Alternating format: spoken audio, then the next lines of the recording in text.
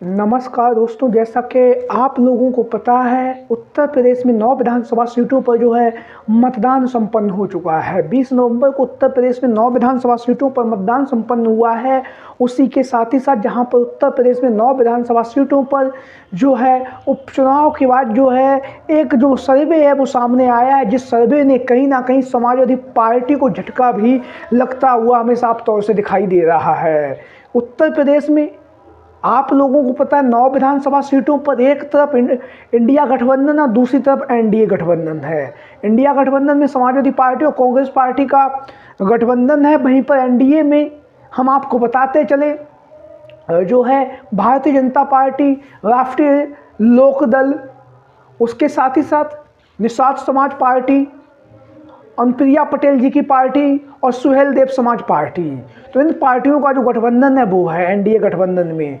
वहीं पर उत्तर प्रदेश में 9 विधानसभा सीटों पर जो है उपचुनाव है वो उसका मतदान हो चुका है। 23 नवंबर को इस उपचुनाव का जो परिणाम है वो सभी लोगों के सामने आएगा। इसी बीच में जहां पर उत्तर प्रदेश में 9 विधानसभा सीटों के उपचुनाव को 2027 के विधानसभा के चुनाव से पहले का ही है, इसे सेमीफाइनल कहा जा रहा है। और लगातार सेमीफाइनल कहे जाने के बाद लगातार सुर्खियों में जो है उत्तर प्रदेश की 9 विधानसभा सीटें हैं, जो कहीं ना कहीं उत्तर प्रदेश के विधानसभा के उपचुनाव में काफ़ी ज़्यादा महत्वपूर्ण भूमिका निभा रही हैं। और लगातार आप लोगों ने देखा होगा इन 9 सीटों पर विधानसभा उपचुनाव के लिए चाहे समाजवादी पार्टी हो, चाहे भारतीय जनता पार्टी हो, या फिर जो बहुजन समाज पार्टी हो, या आज़ाद समाज पार्टी हो, या अनुप्रिया या पल्लवी पटेल की जो पार्टी है अपना दल कमेराबादी हो, चाहे पीडीएम के गठबंधन के तहत वह असुद्दीन ओवैसी की जो पार्टी है उस पार्टी के साथ में पीडीएम के गठबंधन के तहत जो है पल्लवी पटेल ने अपने प्रत्याशियों को चुनावी मैदान में उतारा है। वहीं पर कल जो है देर शाम को जो है 5 बजे तक जो है मतदान संपन्न हो चुका है। और यहाँ पर मतदान संपन्न हुआ, वहीं पर सबसे ज़्यादा चर्चाओं में बना हुआ है गाजियाबाद की विधानसभा सीट। गाजियाबाद की विधानसभा सीट पर महज 33% लोगों ने ही मतदान किया है। उसके बाद दूसरा जो सबसे कम परसेंटेज है वो फूलपुर की विधानसभा में 43% लोगों ने वहाँ पर अपना मताधिकार का प्रयोग किया है। वहीं पर हम बात करेंगे विधानसभा उपचुनाव में, हम आपको बताते चलें जिस तरह से पुलिस प्रशासन को लेकर जो खबरें वो साफ तौर से आप लोगों ने देखी भी होंगी, किस तरह से वहाँ पर जो है पुलिस प्रशासन के द्वारा जो है रिवॉल्वर दिखाई जा रही थी लोगों को ऊपर।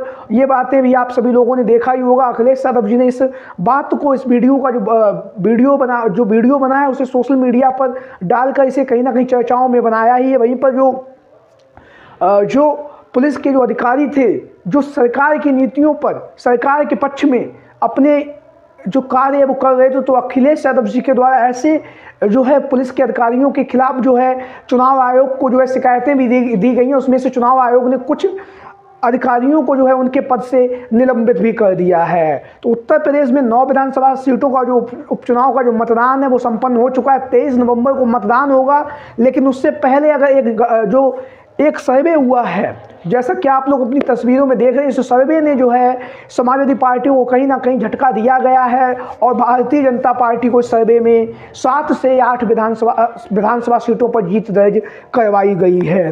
तो एक एक करके हम बात करेंगे किस सीट से समाजवादी पार्टी जीत रही है और किस सीट से भारतीय जनता पार्टी जीत रही है विधानसभा के उपचुनाव में, जो ये सर्वे आप लोग अपनी स्क्रीन पर देख रहे हैं इसके माध्यम से। तो उत्तर प्रदेश में 9 विधानसभा सीटों पर उपचुनाव हुआ। आप लोगों को पता है एनडीए गठबंधन और समाजवादी पार्टी का इंडिया गठबंधन, 2 ही गठबंधन उत्तर प्रदेश में चुनावी मैदान में दिखाई दे रहे हैं। तो सबसे पहले हम बात करेंगे शीशामऊ की विधानसभा सीट।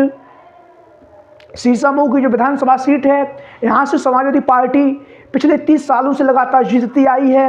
इरफान सोलंकी 3 बार विधायक बने, उनके जो पिताजी थे वो भी विधायक रहे हैं यहाँ पर। और हम आपको बता दें, अब जब विधानसभा का उपचुनाव हो रहा है, नसीम सोलंकी को अखिलेश यादव जी ने प्रत्याशी बनाया है। वहीं पर जो है इरफान सोलंकी की विधायकी है सदस्यता है वो खत्म हो चुकी है। एक केस में उन्हें 7 साल की सजा सुनाई गई थी। उसके बाद यहाँ पर विधानसभा उपचुनाव हो रहा है। तो यहाँ से समाजवादी पार्टी की जो स्थिति है वो काफ़ी मजबूती के साथ दिखाई दे रही है। वहीं पर बात करेंगे अगली जो विधानसभा सीट है वो है गाजियाबाद की विधानसभा सीट, और गाजियाबाद की विधानसभा सीट भारतीय जनता पार्टी के लिए सबसे सुरक्षित विधानसभा सीट है। यहाँ से गाजियाबाद की जो विधानसभा सीट है, यहाँ पर भारतीय जनता पार्टी के जो प्रत्याशी हैं उनके समर्थन में जनता ने वोट दिया। सर्वे ने जो है भारतीय जनता पार्टी को इस सीट पर जीता हुआ दिखाया जा रहा है। वहीं पर बात करेंगे अगली जो विधानसभा सीट है वो है मीरापुर की विधानसभा सीट, और मीरापुर की विधानसभा सीट से जहां से 2022 के विधानसभा के चुनाव में राष्ट्रीय लोकदल जयंत चौधरी की जो पार्टी थी उसने जीत दर्ज की थी। तब रालोद जो थी समाजवादी पार्टी के साथ में गठबंधन में थी, लेकिन अब रालोद जो है, राष्ट्रीय लोकदल जो है भारतीय जनता पार्टी और एनडीए के गठबंधन में, तो इसमें मीरापुर की विधानसभा सीट से रालोद के खाते में यह सीट जाती हुई दिखाई दे रही है। वहीं पर बात करेंगे अगली जो विधानसभा सीट है वो है करहल की विधानसभा सीट, और करहल की विधानसभा सीट जहां से समाजवादी पार्टी के राष्ट्रीय अध्यक्ष अखिलेश यादव जी के इस्तीफे से जो है यह सीट खाली हुई है। और करहल की विधानसभा सीट से अखिलेश यादव जी ने जहां पर अपने भतीजे तेज प्रताप यादव को चुनावी मैदान में उतारा है, और कहीं ना कहीं जो मैनपुरी के पूर्व में सांसद भी रह चुके हैं, जमीनी नेता हैं, और उसके साथ ही साथ यहाँ पर यादव बहुल ये सीट भी है। यहाँ पर यादव मतदाताओं की संख्या सबसे अधिक है, उसके बाद शाक्त समाज के मतदाताओं की संख्या है। और करहल की विधानसभा सीट से जहाँ से अखिलेश यादव जी ने तेज प्रताप यादव को चुनावी मैदान में उतारा, वहीं भारतीय जनता पार्टी की तरफ से अनुजेश प्रताप सिंह यादव को चुनावी मैदान में उतार कर जो यादव वोटरों की संख्या जो सबसे अधिक है उनमें सेंध लगाने के लिए जो है अनुजेश प्रताप सिंह यादव को भारतीय जनता पार्टी ने चुनावी मैदान में उतारा। लेकिन जो सर्वे सामने आया है करहल की विधानसभा सीट पिछले 20 सालों से लगभग समाजवादी पार्टी का यहाँ पर एक तरफा जीत दर्ज होती रही है। तो इस बार की विधानसभा उपचुनाव के सर्वे में भी करहल की विधानसभा सीट से समाजवादी पार्टी जीती हुई दिखाई दे रही है। वहीं पर बात करेंगे अगली जो विधानसभा सीट है वो है कुंदरकी की विधानसभा सीट। सबसे मजबूत सीट इसे समाजवादी पार्टी का माना जाता रहा है। यहाँ पर मुस्लिम समाज के जो मतदाता वो लगभग 63 से 64% मुस्लिम आबादी जो कहीं ना कहीं यहाँ पर निर्णायक भूमिका में है। लेकिन इस सीट पर भारतीय जनता पार्टी को इस सर्वे के द्वारा जीत दर्ज कराई जा रही है। वहीं पर बात करेंगे आप लोगों को क्या लगता है कि कुंदरकी की विधानसभा सीट से भारतीय जनता पार्टी जीतेगी या समाजवादी पार्टी जीतने जा रही है? आप लोग अपनी राय कमेंट बॉक्स में दें। वहीं पर अगली जो विधानसभा सीट है वो फूलपुर की विधानसभा सीट। फूलपुर की विधानसभा सीट जहां पर हम आपको बताते चले भारतीय जनता पार्टी महज 2 से 3 हज़ार वोटों से ही चुनावी मैदान में जीतती आई है। लेकिन इस बार लोकसभा के चुनाव में फूलपुर की जो विधानसभा सीट है यहाँ से 18,000 वोटों से समाजवादी पार्टी ने बढ़त हासिल की थी। तो फूलपुर की विधानसभा सीट पर जो है समाजवादी पार्टी कांटे की टक्कर देती हुई दिखाई दे रही है। लेकिन इस सर्वे के माध्यम से फूलपुर की जो विधानसभा सीट है यह भारतीय जनता पार्टी के पक्ष में जाती हुई दिखाई दे रही है। वहीं पर बात करेंगे अगली जो विधानसभा सीट है वो है खैर की विधानसभा सीट, और अलीगढ़ की खैर की विधानसभा सीट से जहां से अखिलेश यादव जी ने श्रीमती चारुकेन को चुनावी मैदान में उतारा है, और इस सीट से जो है भारतीय जनता पार्टी के खाते में यह सीट जो है जाती हुई दिखाई दे रही है इस सर्वे के माध्यम से। वहीं पर बात करेंगे जो है मंझवा की विधानसभा सीट। मंझवा की विधानसभा सीट से 2022 में निषाद समाज पार्टी के जो विनोद कुमार बिंद थे उन्होंने जीत दर्ज की थी, लेकिन वह अब वर्तमान समय में भदोई के सांसद बन चुके हैं। उनके इस्तीफे से यह सीट खाली हुई है और यहाँ पर विधानसभा उपचुनाव हो रहा है। समाजवादी पार्टी ने यहाँ से डॉक्टर ज्योति बिंद को चुनावी मैदान में उतारा है। वहीं पर भारतीय जनता पार्टी की तरफ से सुचिस्मिता मौर्य को चुनावी मैदान में उतारा गया है। मंझवा की विधानसभा सीट से सर्वे ने भारतीय जनता पार्टी को जीता हुआ दिखाया जा रहा है। अब हम बात करेंगे अगली जो विधानसभा सीट है वो है कटहरी की विधानसभा सीट।